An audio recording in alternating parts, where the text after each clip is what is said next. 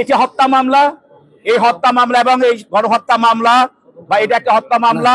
এই হত্যা মামলায় আমরা আশা করছি এরা যেহেতু পরিকল্পনাকারী হিসাবে, ষড়যন্ত্রকারী হিসাবে, সহায়তাকারী হিসাবে, মদতদাতা হিসাবে তারা অপরাধের সঙ্গে তারা জড়িত এবং তাদের সর্বোচ্চ শাস্তি হবে।